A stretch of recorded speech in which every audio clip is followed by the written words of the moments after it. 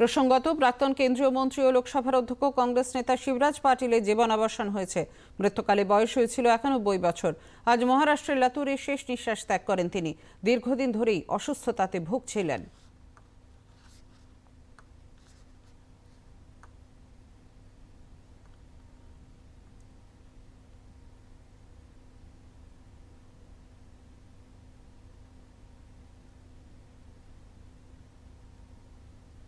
রাষ্ট্রপতি দ্রৌপদী মুর্মু শিবরাজ পাটিলের প্রয়াণে গভীর শোক প্রকাশ করেছেন। এক্স হ্যান্ডেলে তিনি বলেছেন, শিবরাজ পাটিলের প্রয়াণে দেশবাসী এক বিশিষ্ট ব্যক্তিত্বকে হারালো। দীর্ঘজীবনে লোকসভার অধ্যক্ষ, কেন্দ্রীয় মন্ত্রী, রাজ্যপাল ও সাংসদ হিসাবে দায়িত্বভার পালন করেছেন তিনি। শোকসন্তপ্ত পরিবারের প্রতি সমবেদনা জানিয়েছেন রাষ্ট্রপতি।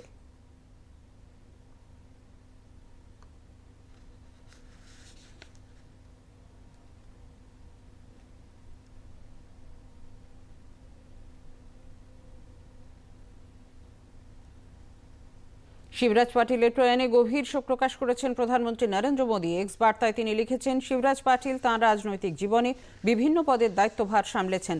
সমাজের উন্নয়নেও তিনি ছিলেন সদা সচেষ্ট।